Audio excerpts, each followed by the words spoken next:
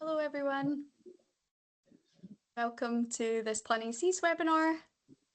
Thanks for joining us today. We'll just give people, we had quite a few more people signed up for today, so we'll just give everyone a few minutes to join before we get started.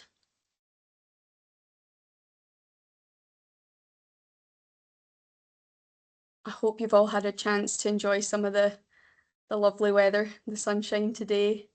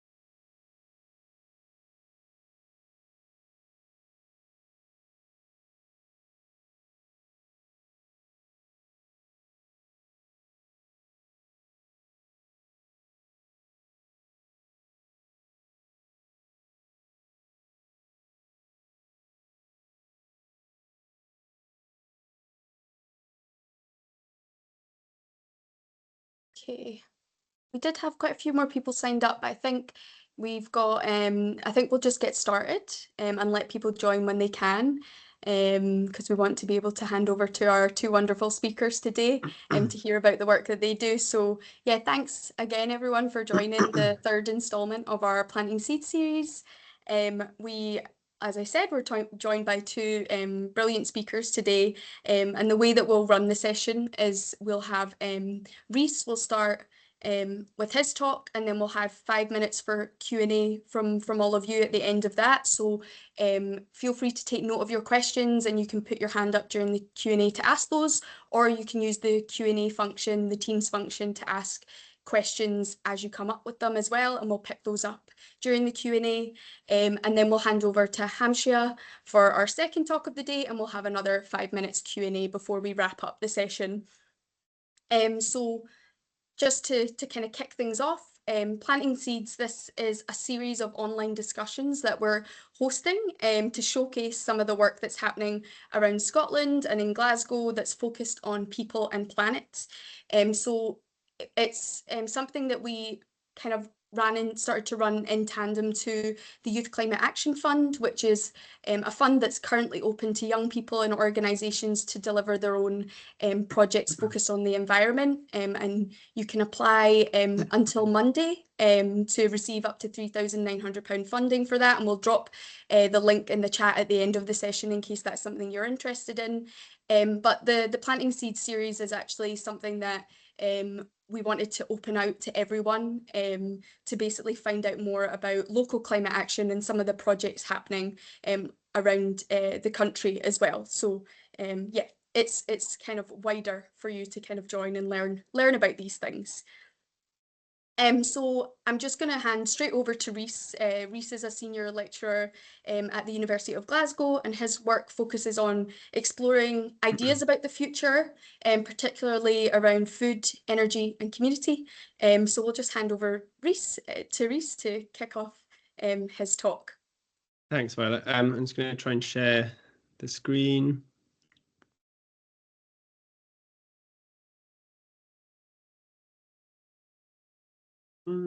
How's that? Yeah, we can see that, Rhys. Lovely, thank you. So yeah, thanks so much for the introduction, and thanks for having me.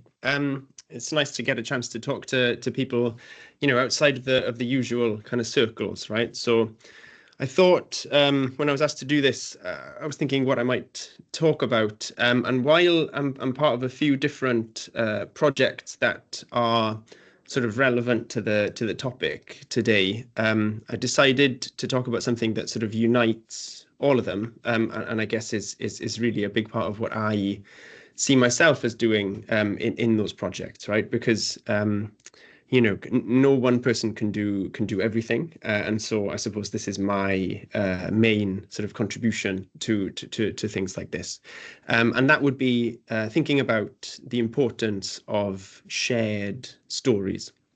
So, as well as said, I'm a lecturer at University of Glasgow, and I think a lot about energy and food and community futures, particularly sort of sustainable futures. And my sort of focus isn't on, necessarily the technology that we need, or the kinds of governance that we need, although, I do think about that stuff. But the main thing is around how we sort of envision those futures, right? How we think about them, how we present them to ourselves, what they look like, what they feel like, what kind of stories do we tell about the future. And I think that this is a really key sort of topic, right? Because the future doesn't really exist, and the only kind of access that we have to it is the stories that we tell to ourselves about it and what it might look like. And I think that these stories are really key, and I'll talk a little bit about why I think that now. So stories aren't just for entertainment, right? They shape our beliefs, our values, and our actions. They tell us how we see the world, and they really shape the way that we sort of interact with the world as well. And the key thing I want to take from the title is that it's shared stories that I'm interested in, right? So stories that we make and tell together, because it's shared stories that give us a sense of belonging and a sense of identity, and a sense of purpose as well. Shared stories are what build communities, I think, or one key element of what builds a community is having sort of a set of shared stories. And I also think it's something that increasingly we don't have enough of, right? I think everyone has their own story these days, and there's not enough, perhaps, shared stories holding us together. The other reason I think stories are key is because sustainability is a team effort, right? So big challenges like climate change or pollution and so on, these affect everyone. And they also really are, very complex in the sense that you need people with lots of different kinds of skill sets to sort of tackle them, right? And those people need to work together: the scientists, the activists, the business people, the politicians, the artists, yourselves. We all have to sort of pull together and work together to tackle these big problems, which have so many different dimensions. So collaboration and working together is essential, and that means finding a way to connect across differences. So not just differences in terms of where we're from, or what we might sort of think about the world, or what we might hold valuable, but also more sort of boring differences, right? Like getting scientists to talk to artists is actually harder than you might think, because they think about the world in a really different way, and they have different ideas of like what's important or how things work and so on. And I really think that stories are key to this, right? To holding people together, to getting people to think and work together.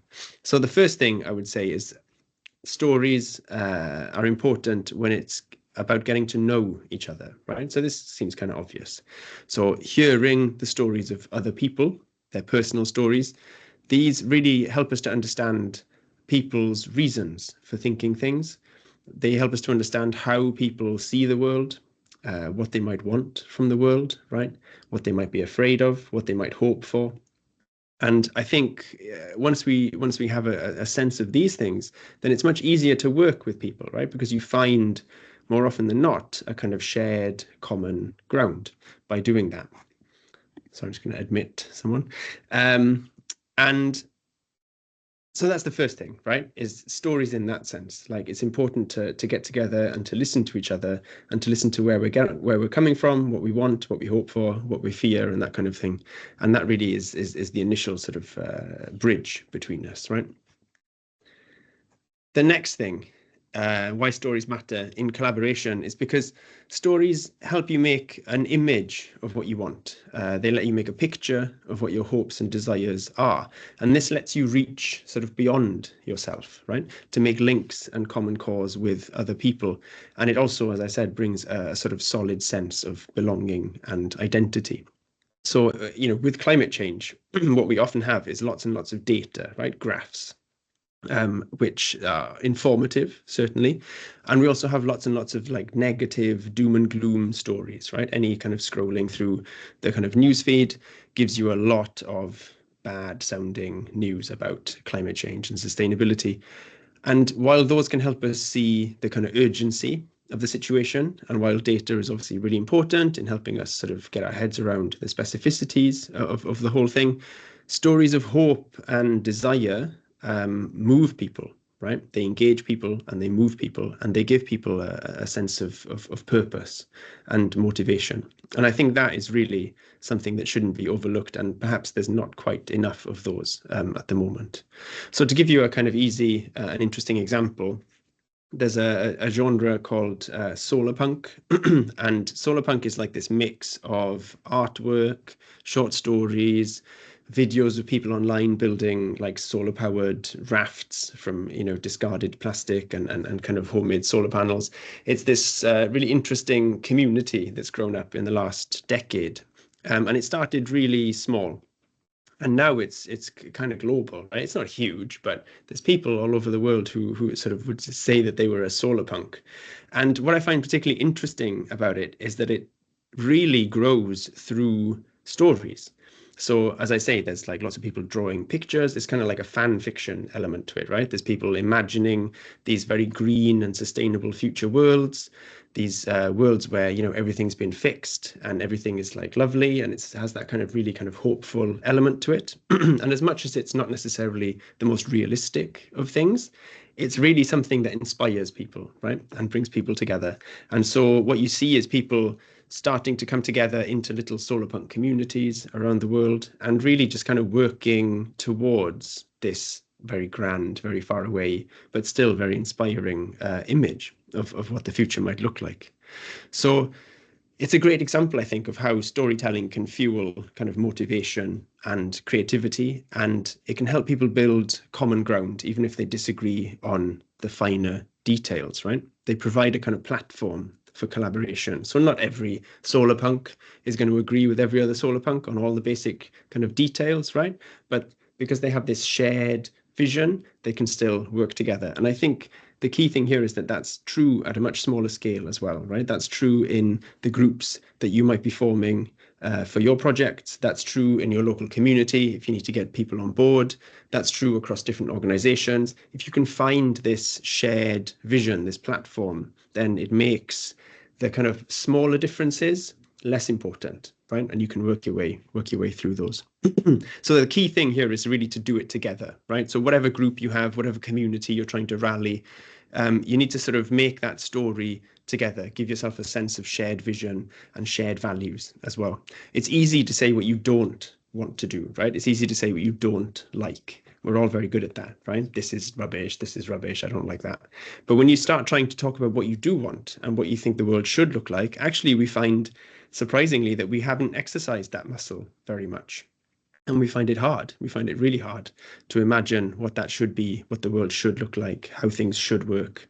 It's not actually that easy. And as well, people will have different ideas, right? So you really need to build these kinds of stories. You need to work out together what you want that world to look like, what you want the story to look like, what your values are, and so on. And that process is much more important than the end result, right? The process of like sitting together and working stuff out is the thing that brings you together, right? It's not that you will agree on some perfect vision necessarily with all the details. It's that actual process that really brings you together. So yeah.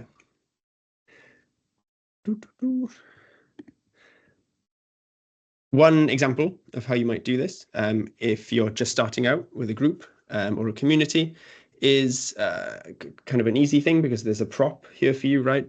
So I've used this online thing before. It's called Investing in Futures. I don't know if I love the name, right? But it's a helpful kind of thing. So it's a series of cards, essentially, and the cards give you different constraints, and you have to try and build a future together using the constraints on the cards, right? So they might be something really normal, like all energy is solar powered, or it might be something really silly, like the government is run by cats or something, right? So it's kind of a slightly silly, kind of fun game, but it also demands that you, as I say, work together as a team, pull together, imagine what you want, and it's really kind of effective and efficient at pulling out values and what you think is important. And so that's like one example of what you might do. Another one, which doesn't rely on something like that, is I've run workshops with people like Glasgow Community Energy and different scientists and engineers around what Glasgow's energy future might look like. And there we grounded the conversation in, what kind of energy system would make life beautiful, right? And that word beautiful is a weird one to start with when you're talking about something so technical as, renewable energy systems. But what it does is similar to the game. It gives you this kind of shared platform that forces people to talk about values, about what's important to them, about what they want life to look like, right? And I think you should always focus on that kind of lived experience, on how these futures feel to you, because then the technical details can follow from there, right? Because what you're trying to work out is what kind of a life do you want, not necessarily what kind of an energy system do you want, right? So that's what I would say about that. I'm coming to the end now. So when you use your stories in your projects, I would start with a what and a why, right? So what is the problem you're hoping to address, and why does the issue matter to you? Okay, why is it important to you? You can go around collecting and sharing stories from people who have been impacted with the problem, right? People who have sort of lived experience of struggling with whatever the issue is. And you might try from there and create a kind of shared narrative for this group or for this community, this sense of, what kind of a future are we hoping to build, as I was sort of saying before. So think about what's the problem you're planning to tackle, think about why it's important to you, and then think about who the protagonist is in your story, right? And I don't mean that you make up a character or a hero or anything like that. You're the protagonist, right? Your group, your community. You're the center in some ways of the story. So you want people to be able to see themselves in that role, right? You want them to feel the problem that you've identified. And you also want a sense of desire and hope. So what is the desire and what is the hope? What is it that you want? And again, I would stress this isn't just the kind of end point, right? How do you want people to feel? How do you want life to be different? What difference will it make to these people who have this lived experience of whatever it is you're trying to tackle? And make it really felt, right? So how does this future look? How does it smell? How does it taste? You can do things like ask people what a day in the life would look like if this new future was achieved, right? There's all these little tricks to get people to think through it in more kind of filled out detail, which really helps ground it for people, right? They can really feel what this different future might look like. And then from there, obviously, you've got loads of stuff that you can use for your presentations, your pitches, your campaigns, for persuading other people. This is the stuff. This is the stuff of persuasion, really, is having these kinds of stories to tell. And that's the best way to get across to people and to communicate what it is you want and what it is you're hoping to do. So the end, to say that stories help people connect, collaborate, and create change. They are your most powerful tool, I think, in many ways, in any sustainability project. Stories to get to know people and to get to know yourself, right? If you've never really thought in detail about what you want the future to be, what you want that new thing to look like, it can be quite a kind of interesting journey. Stories help to build a community and to give it purpose. And finally, stories also help to persuade and to kind of recruit others to support you and join you. So yeah, stories, they're important and you should make them together. That's it. Brilliant. Thank you, Rhys. That was a really lovely presentation of your work. So many things kind of resonated with me there, especially what you're saying about creating these stories together of hope and what hopes people have for the future, and having that shared vision. I think it's something that's really lacking when climate change is the topic. I think obviously it's important to know the facts and the evidence, and what things, might, the negative outcomes of that, but it almost kind of, I think, can create this mental block with people on how to actually move forward. And I think it's so important to have that positive messaging as well about how things could look better in the future if we do, if we work together and we do them a certain way. So yeah, that really resonated with me a lot. And yeah, I think yeah, I suppose I've got quite a lot of questions myself, which you then started to answer, but I'd like to kind of hand over to our attendees. So does anyone have any questions? I think I see one from Liam in the chat, which I can just read out unless Liam wants to kind of jump in. So sure, yeah, no, I can. Yeah. Yeah, I can talk through it. So yeah, I was just really interesting presentation, Rhys. Thank you. I was just interested really how you go about actually getting the scientists and the artists and the storytellers together. You kind of touched on it's a difficult process, and I've encountered that myself, and just wondering if you had any kind of tips or suggestions as to good ways of getting them in a room together and just on the same page so that they can, start to work together on these big issues that we're facing. Yeah, I mean, that's a great question, Liam. Thank you. So the first caveat is, I'm a lecturer in a university, right? So I'm coming at it from a particular position. Like if I write to some people in the engineering department, I'm quite likely to get a response, right? So, I have certain privileges, I think, in terms of getting different academics together.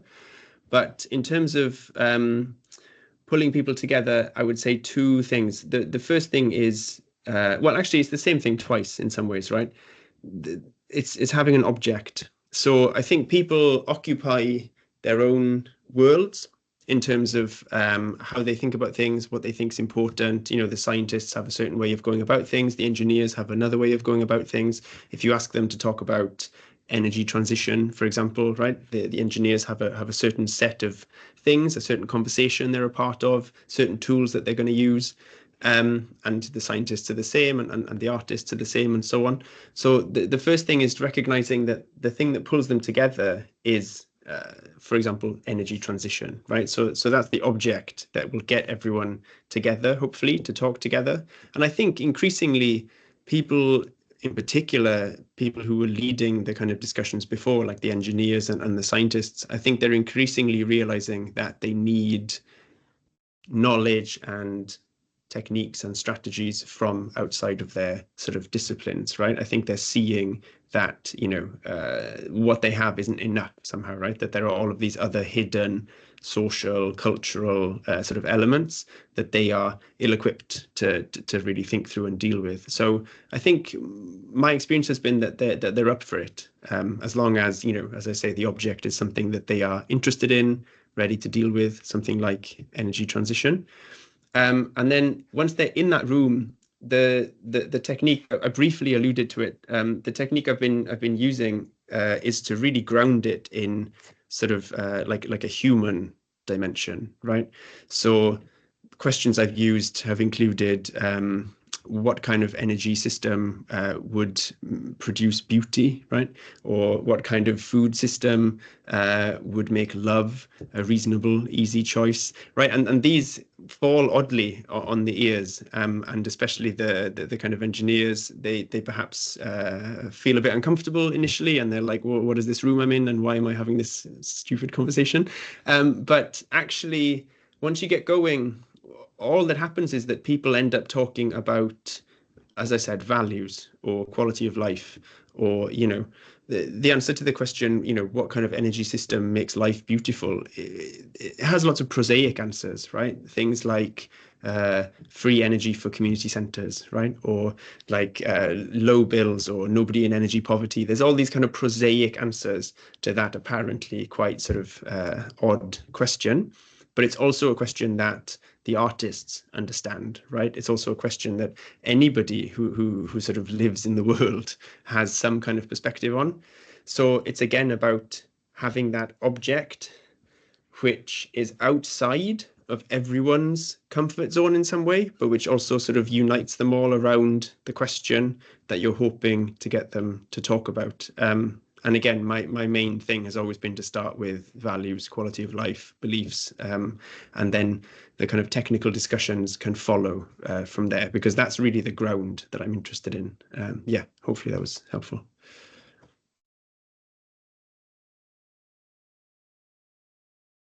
Very much. Thank you. Cheers, Rhys. Does anyone else have any questions for Rhys? We've got a few more minutes of the Q&A. Feel free to kind of raise your hand, or you can drop something in the Q&A chat function. Rhys, I had a few questions, but I actually think you might have answered them all, especially in the answer I was going to ask you about. I suppose you mentioned working with engineers and artists, I think. Do you also work with kind of like citizens and communities? And then from that, I was going to sort of ask if you see like a disconnect or any kind of, or quite a lot of kind of common themes running through the answers and the stories that people have about the future with the techniques you're using. So yeah, is there, I suppose that would be my question, is like where you see alignment and maybe where you see kind of differing views, Yeah. if you do. Yeah, no, that's a really great question.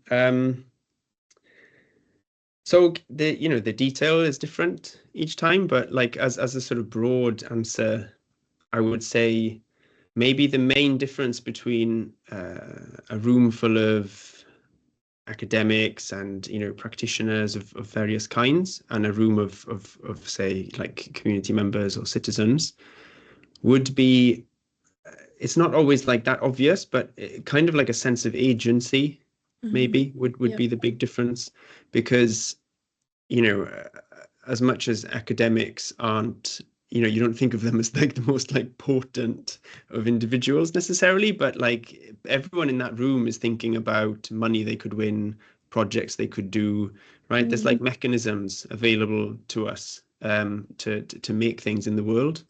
And the same, I think, goes to some degree for like policymakers, and then a little bit the same as well for something like Glasgow Community Energy Coop, right? They're sort of used to, they're accustomed to making things in the world. And as much as it can be frustrating and there's roadblocks and it's imperfect, there's still a sense of like direction to the conversation, right? The conversation is going to go somewhere, it's going to become something.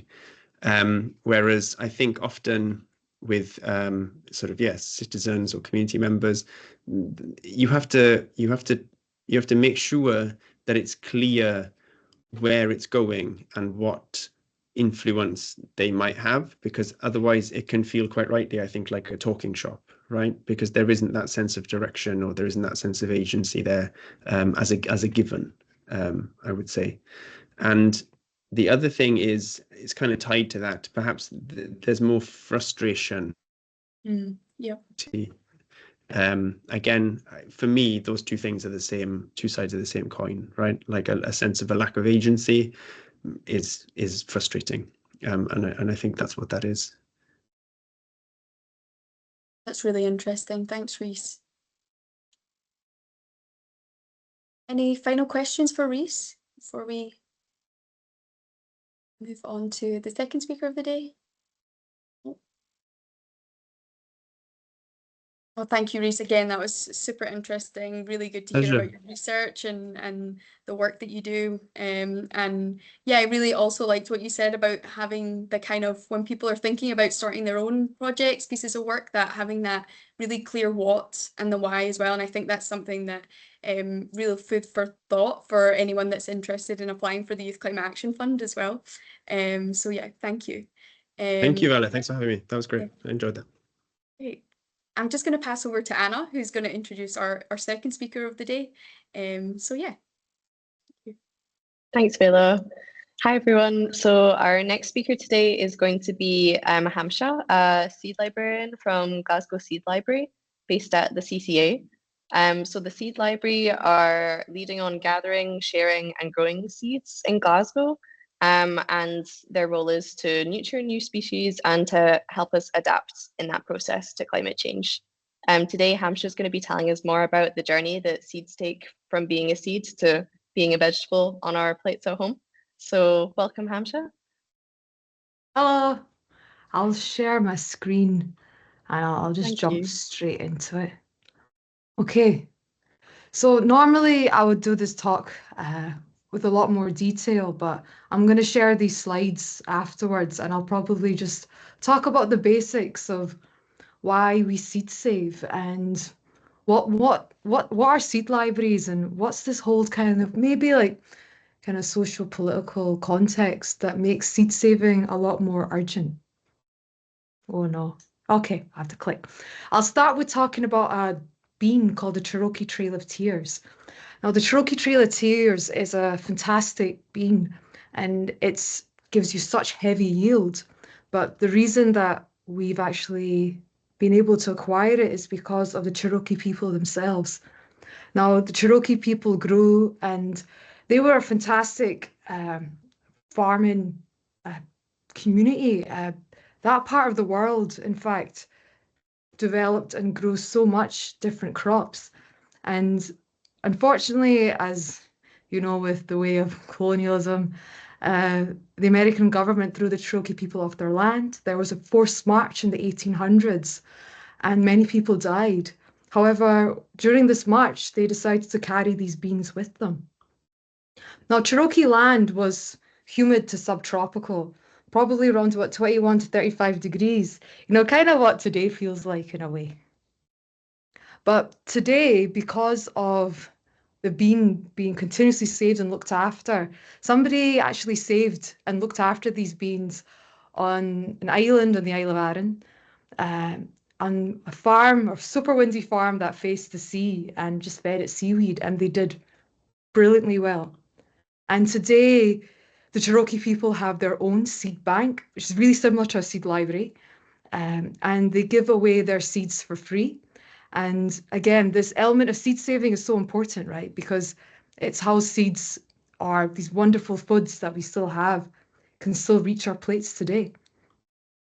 So like, why is this really, really important? Like, why do we want to keep saving seeds and why do we want a diversity of seed crops?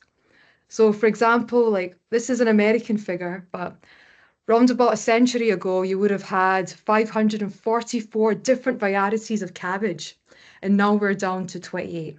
So if you think about America, there are states that will have climates that are really similar to us. They're quite a lot more colder, very short seasons.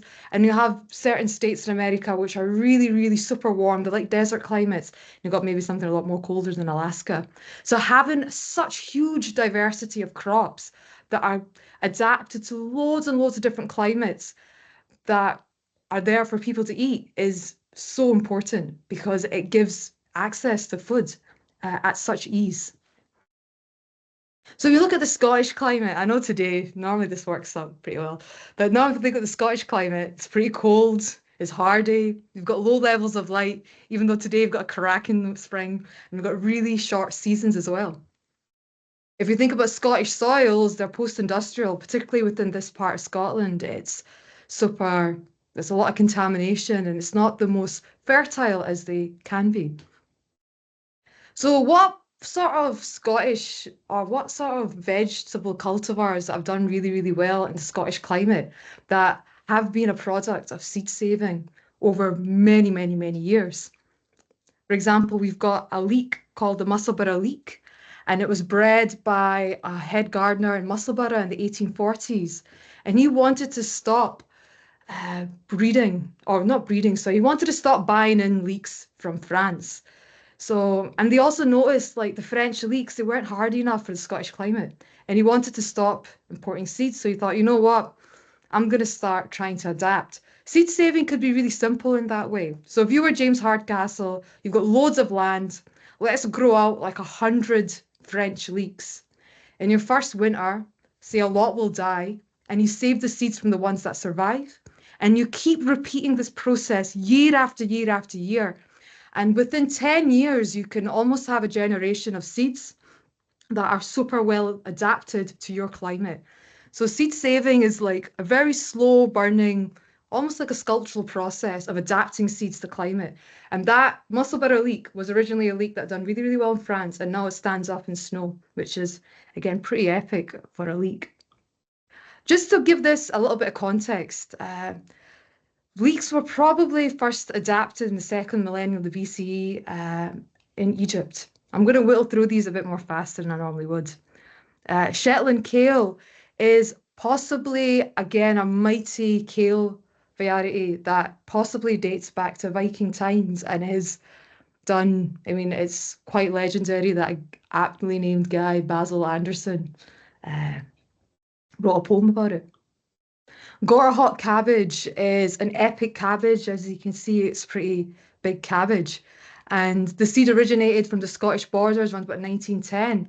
But then after that, it kind of fell out of circulation. And it was because of the Sweeney family in Donegal. They've been growing it up for 4 generations, and the seeds started to get passed back to Scotland again. So it's really important when people even keep seeds within their family or within their community, because you can start losing circulation of certain seeds, which already do well in our climate. The ancient ancestor of all of our Brussels sprouts, cabbage, broccoli, cauliflower, kohlrabi, and kale all come from one plant called Brassica oleracea. In Britain, I think we'll call it, I think, sea cabbage, and its common name. And as you can see by looking at the slide, that in different parts of the world, different people met this plant and started to cultivate and adapt certain parts of this plant to create a vegetable we know today. For example, Brussels sprouts have come from the bud, whereas something like kohlrabi kind of comes more from the stem, and kale comes more from the leaves. And these vegetables were adapted and cultivated in just different parts of the world, which I find very, very epic about this plant. Dobby's purple is a carrot-shaped beetroot, which was originally adapted in Edinburgh. There was a great seed house called Dobby's & Co. And it's one of those cool beetroots that when you cut it, it doesn't bleed. Beetroots are super ancient as well. There's an Assyrian text around 800 BC that describes beetroots grown in the hanging gardens of Babylon, which is pretty damn cool. And then if you look at also today, our wild carrot. A wild carrot is a plant that we would find in a brownfield site. Like, they're very much like a plant that does really, really well just in our climate in general. However, carrots were probably cultivated around about 5,000 years ago in the Iranian plateau, which is like common-day Afghanistan and Pakistan and Iran. And by doing so, you were really playing with how your seeds saved. You maybe played with color, you might have played with like how fat and delicious something could be. And again, you start to see how people almost over time have adapted and almost created lots of different types of veg. And then it's also really important to point out that a lot of our veg that we have today, like tomatoes, potatoes, peppers, and beans, and our big squashes, were adapted by loads of, I don't like the word indigenous because it is a blanket term, but civilizations such as the Inca, the Moqui, the Nazca, and the Andes. The Andes are like a powerhouse. They've got like 10,000 varieties of potatoes or something. So it was pretty mad in terms of how much diversity there was of crops back then. So I'm going to do a very, very quick history of seed saving and like how is this massive diversity kind of come down. So in the 16th and the 17th and the 18th century, folk were saving seed. It was a part of practice. Back in the day, it's not like you've got like Dobby's or like a big garden centre or a shop where you can go back and buy seed. You had to share seed and you had to save seed. It was just a normal thing to do. In the Victorian era, this started to change. We started to get towns and cities, and a lot of market gardens started to appear, and to start to supply food for local people. And within that, we started to have local seed houses. So in Dundee, it was Crowell's, in Edinburgh, that was Dobbies, and in Perth, I'm pretty sure it was a Scottish seed house. And all three of these different seed houses would have had varieties that were home or very local to those areas of Scotland. And then post-war, industrial agriculture came in. You started to get a huge demand for perfect looking veg and long shelf life. Small seed companies couldn't compete and they started to shut down. And then within the 60s and 70s, we started to get legislation. This is a big, horrible mind map of the seed industry structure today. What does this mean? It just shows that 4 agrochemical companies control a half of the global seed market and 3/4 of the global pesticides market. And this, again, really fuels the loss of locally adapted seeds grown, especially in organic conditions. Another issue is that a lot of companies are now putting a patent on certain varieties of food. For example, there's a patent put on the purple tomato. And imagine that your family have been looking after, maybe saving purple tomatoes for generations. It now becomes illegal for you to save that seed. So it becomes really, really quite malicious in some ways in terms of the kind of corporate control of seed. I'm not going to go into this because I don't think I'll have time, but this is basically how seeds have been, or there's a way of breeding seeds or breeding for veg that doesn't really create stable seeds for seed saving, which is a lot of what we now have on our shelves. This type of F1 hybrid, which you have over here, which are type of seeds that don't come out to be that sterile. After the world wars ended, a lot of these companies started to sell a lot of F1 hybrid seeds, particularly within India and the African continent. And this further pushed out a lot of local seeds in the third world, which again is pretty horrific. So I'm kind of moving a lot more faster as I would like to, but say if you wanted to start saving seed or you wanted to start stewarding seed, what are the type of things that you need to consider to work with seeds? The 2 main things you need to consider is pollination and population sizes. For example, if you want to save seeds from a tomato called Nina Neutron, you're not going to save seed just from one plant. You're maybe going to save seeds like from 5 to 10 plants. And this gives a lot more genetic diversity and stability. And this is just a wee cute little fact. Nina Neutron's very cute wee tomato. And in a way, when you start saving your seeds, you can actually be really creative with it. For example, over time, like you can start to be incredibly selective over what you save your seed from. If your plants are super, super healthy and they're pest-free, you can start to choose out certain traits. For example, this is a type of tomato called the pink tiger. It's very stripy. And you might be like, I hate stripes in my tomatoes, like not having any stripes. You can specifically save seeds from the ones that are the least stripiest. And if you start to do this year after year and you keep growing them out and you just keep saving from the seeds, from the plants that are not that stripy, in a way you can start to sculpt your own variety. And this can be where you get more of like a human touch or like cultural values and what we care about and maybe honor or even taste, right? I want maybe my tomatoes to hit me at the back of the mouth, or I want that nippy feeling in a pepper, for example. This is how a lot of these wonderful varieties that we even have at the Seed Library today have been shaped by people. And that kind of fun playfulness aspects of it should never really be taken out of people's hands. So yeah, this is the big but. This is the big bumblebee but, which ends up being a big issue with seed saving, or puts a lot of people off. And like I said before, some plants that self-pollinate are like the easiest seeds that you can save from. You're not maybe interfering as much. Whereas when it comes to seeds that or plants that like to cross-pollinate, that's when you're kind of needing a bit more attention. I don't want to say it's harder. You just need more care. And like, for example, like I said before, tomatoes are like really, really easy to save seed from because they start to self-pollinate, and understanding the anatomy of flowers really, really helps you in that journey of seed saving. and understanding how that then lies on a spectrum of veg. For example, you've got this more, we call them inbreeders, self-pollinating plants, and outbreeders are what do you call it? Our more promiscuous plants, as we'd like to call them. So corn, for example, is heavily promiscuous and it loves to cross-pollinate by the wind with like 100 different plants. So it can be really fun to grow as well.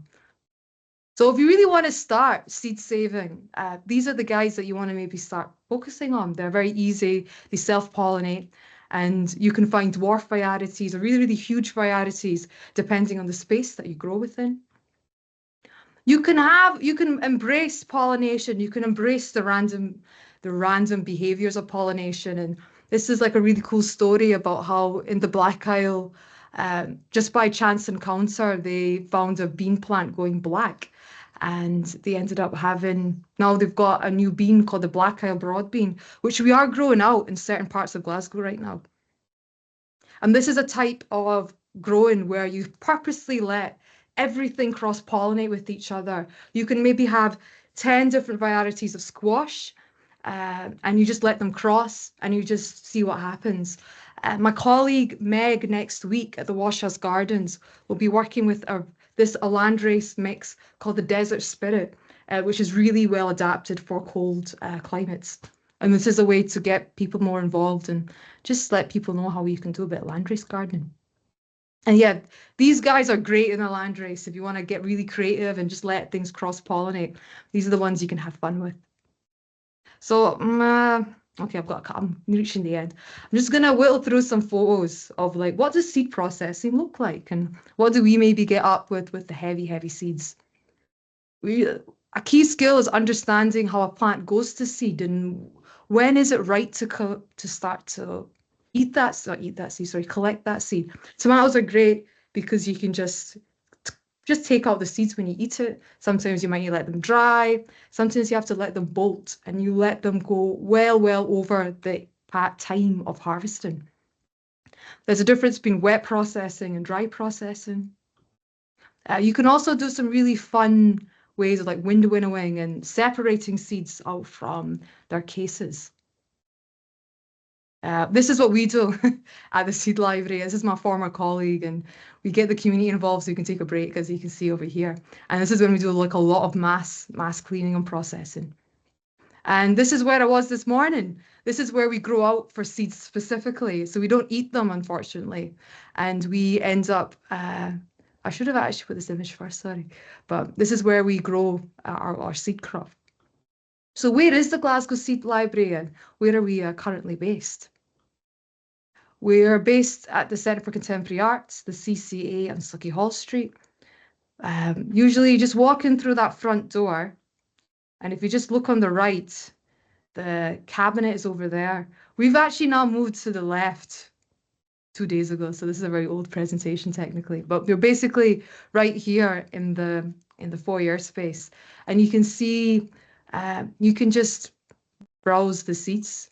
You might find something that you fancy, and then all we ask you to do is just fill out the book on top, and we pray that you return the seats.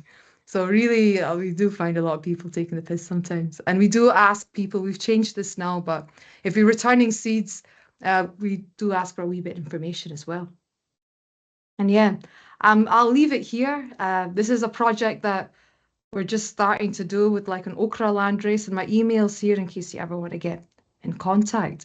And yeah, if there's any sort of projects that you're interested in terms of like doing like really interesting grow outs and just experimenting or maybe protecting like an heirloom seed, there's like huge spectrums in terms of letting everything be super diverse, or really protecting and looking after heritage seeds as well, which might have like a really ancient lineage. So there's like such a huge variety to seed saving, but also there's these different contexts of the ownership or the corporate control of seeds, but also the need to continuously be adapting our seeds to climate, regardless of how the climate does change. That's all I've got to say.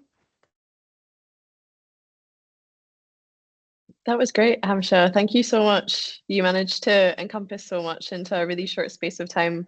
Yeah, That I was so don't know if I talked interesting. too fast, but hopefully that was okay. No, it was really good. Yeah, I thought it was like quite well paced.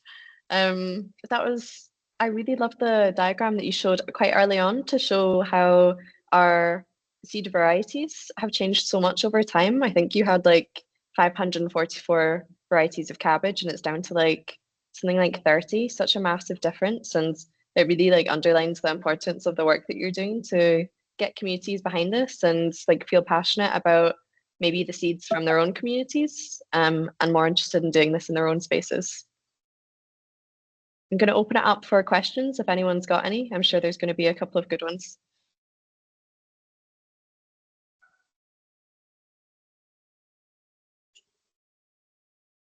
I don't think we have any in the chat just now, but if you just want to raise your hands or use your mic, please go ahead.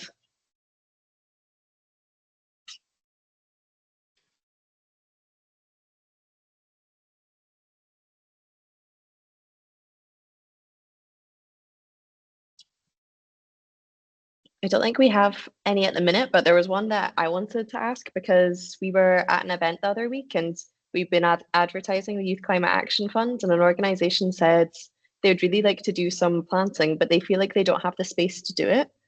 Do you have any advice for organisations that might really want to get involved in work like this, but they have quite small space, limited space to get involved? And is this for like vegetable growing? They didn't say specifically, but I think probably, yeah, we could talk about it in that context. Yeah, I mean, there are certain varieties which can be micro or dwarf or bush that you can get to do really well in small spaces. Or there could be ways to connect people up with like local community gardens more and get them involved with a volunteer group if they don't have space to grow. I know there's a really feisty woman called Judy who runs the Glasgow allotment farm, and she's always pushing the council to get more space for allotments in Glasgow. And I think having that access, or like she would say more community gardens than allotments in Glasgow, because it generates a more of a community feeling as opposed to like maybe the rules that allotments can have. So I think there's also like a problem in terms of maybe more like structurally within a city, but also maybe there's ways that we can try and find ways to connect people up to local community gardens to bring that access. A lot of the Yeah. varieties that we're also trying to save from, we're trying to try to focus a lot more on like dwarf and like smaller varieties, so folk can grow them on their windowsill if they want to, or they can grow them on like maybe a wee balcony space or like a wee small raised bed, which makes it a lot more accessible. I think those are really good tips. I live in quite a small flat and I recently put out a little like hanging basket, and honestly it was kind of a terrifying experience trying to attach this. But it's out there and I have herbs now, so that's nice. But I think that's a really good point. I've heard recently the allotments in Glasgow are just kind of inundated and there's huge waiting lists. So I think to try and encourage more community gardens and to get people to work together, so you have these shared plots, you can share the food together, means everyone can work together in one space instead of kind of splitting it up individually. Thank you. Any more questions at the minute? I think we've got one in the chat.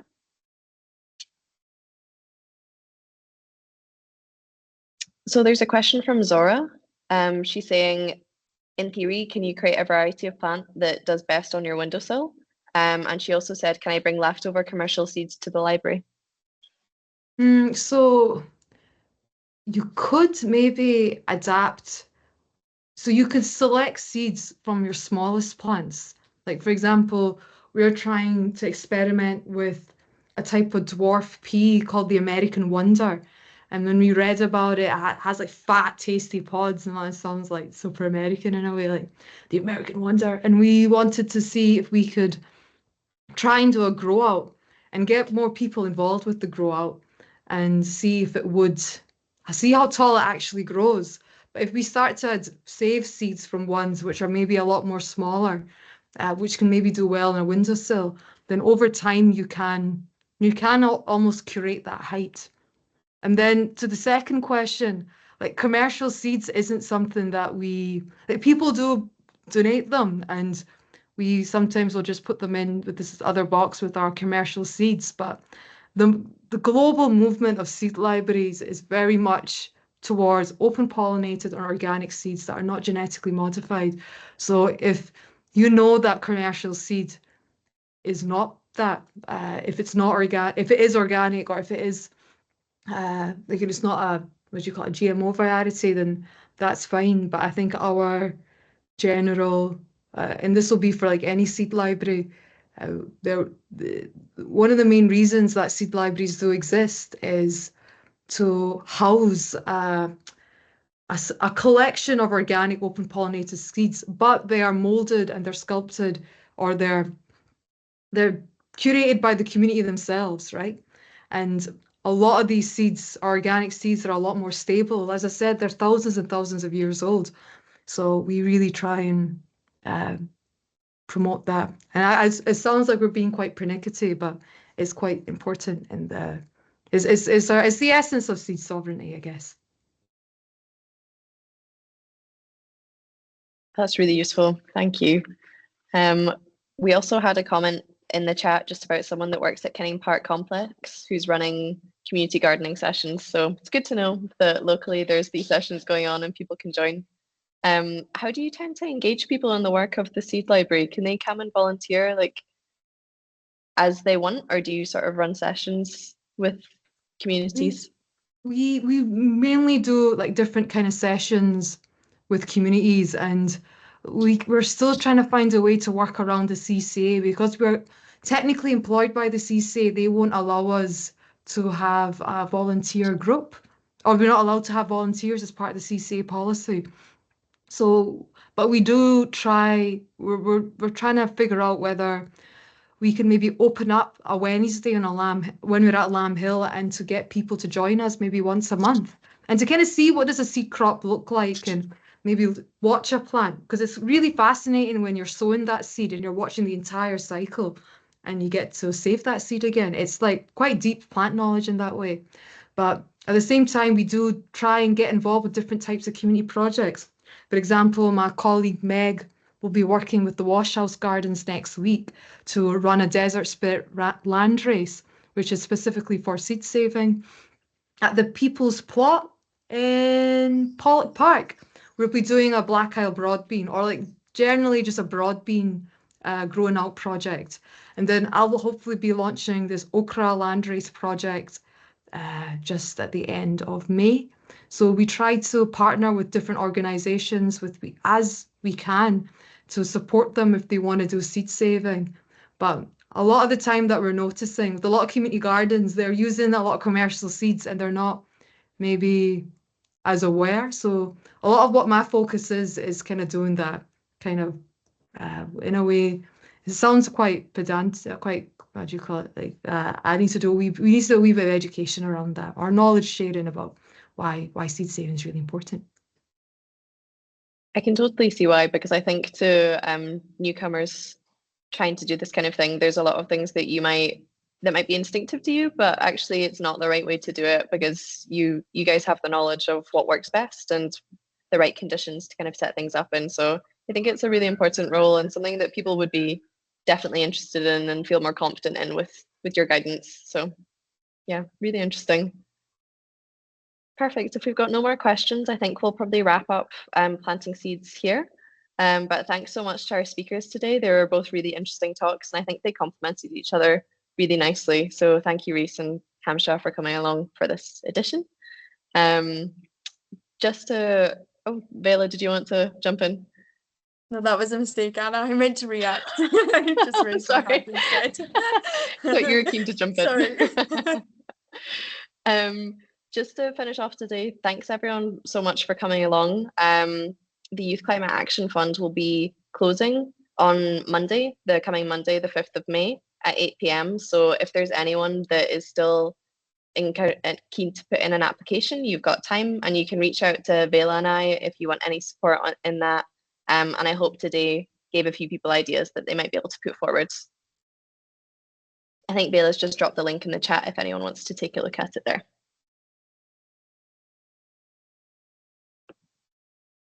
Thank you, everyone. And thank you so much again, Hamshya and Rhys. And yeah, we hope you have a lovely day and enjoy the sunshine.